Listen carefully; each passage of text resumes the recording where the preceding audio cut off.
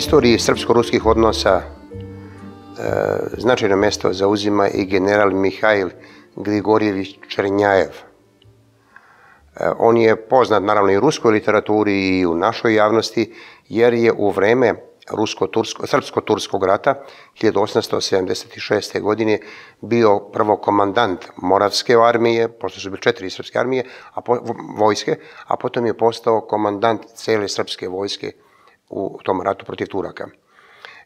Mihail Černjajev je vrlo zanimljiva ličnost, ruski oficir koji se školovao u Ruskoj vojnoj akademiji zajedno sa grofom Ignjatjevim, koji je kasnije bio i general također, i koji je kasnije bio i ambasador Rusije u turskoj prestolnici, potiče iz jedne ugledne porodice Černjajevih. Školovao se naravno, i njegov otac je bio učesnik onog velikog rata protiv Napoleona 1812. godine. Školovao se u uobičajenim, da kažem, tog kadeti, pa onda vojna akademija i potom postao oficir koji prvo borbeno krštenje doživljava u velikom ratu, Krimskom ratu, velikom ratu cele Evrope i Turske protiv Rusije, 1853-1856. godine. To je bio, kako bih rekao, to je bio veliki udarac za tadašnju Rusiju. Ruska flota je bila uništena, a obavezama koje su proistekle iz Parijskog mirovnog ugovora 1856. godine zabranjeno je bilo Rusiji da drži bilo kakvu flotu na Crnom moru, što je bio ogroman udarac i za rusku bezbednost i za rusku trgovinu. Mladi oficir Černjajev je tada ratovao na tom frontu protiv Evrope, to je znači bila i Engleska, i Francuska, i Pruska, i Sardinija, čak se i Austrija pridružila zajedno sa Turskom. Cela Rusija se branila naravno na tom mjestu, čak je i Lav Tolstoj tada kao artiljerijski poručnik ratovao protiv Evrope i protiv Turske. Kada sam bio u Sevastopolju pre mnogo godina, možda ima tada 25 godina, video sam da se nalazi jedna lepa bista poručnika Lava Nikolajevića Tolstoja na mjestu gdje je branio Sevastopolj i carsku Rusiju. Dakle, Černjajev je bio u toj borbi, to je bilo prvo njegovo vatreno krštenje, kasnije je on išao u običajnim tokovima karijere jednog oficira.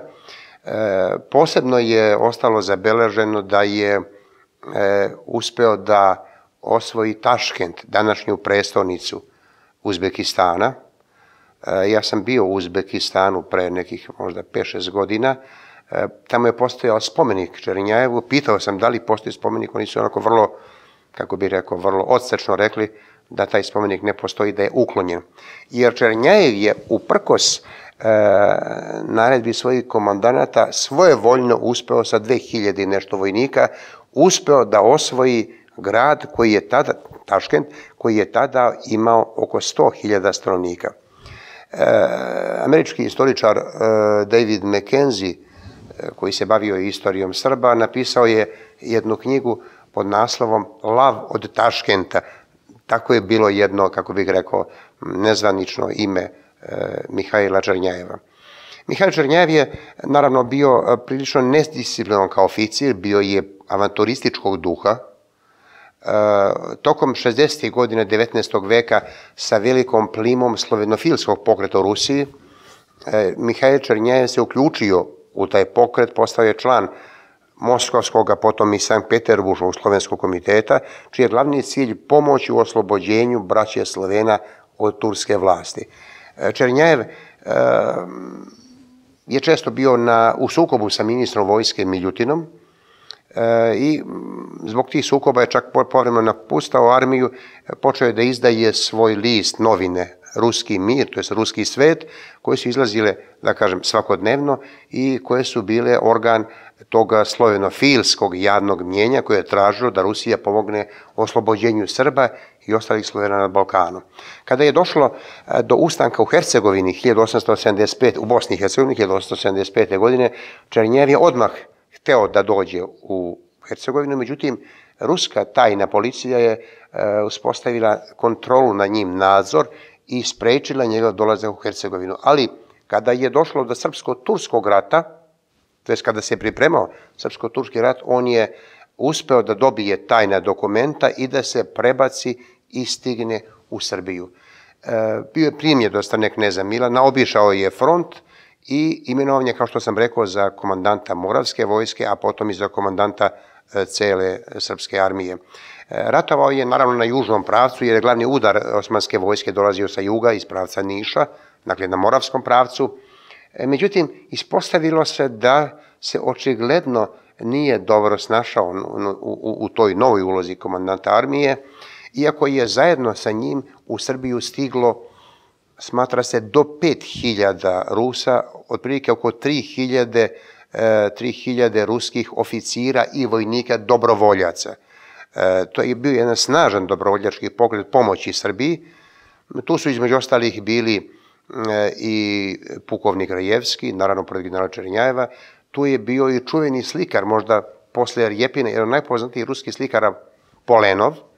Tu je bio i čuveni ruski lekar kao dobrovoljac, naravno Botkin, danas postoji u Moskvi Botkinska bolnica, i naravno niz drugih istaknutih Rusa koji su došli da pomognu borbi Srbije protiv Osmanskog carstva. Nažalost, cela taj rat je završen vrlo brzo, velikim neuspehom i Černjajeva i srpske vojske.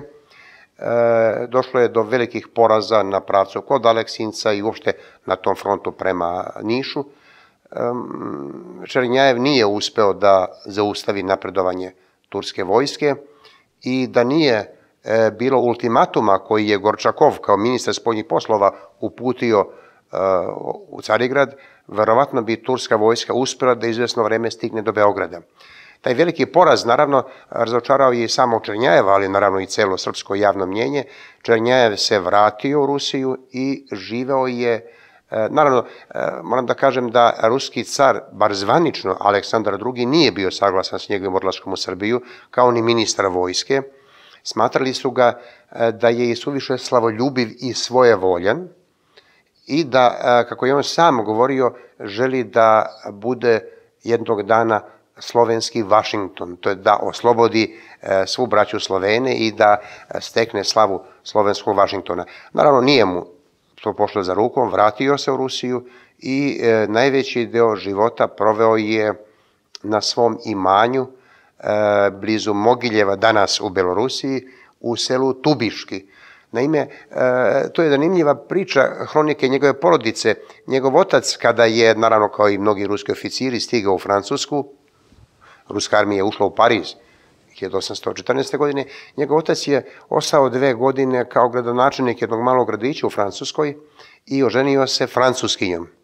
Francuskinja je došla u Rusiju zajedno sa njegovim ocem i praktično do kraja života slabo je naučila ruski i sa sinom Mihajlom, i mnogo dece inače imala, govorile je pretežno francuski.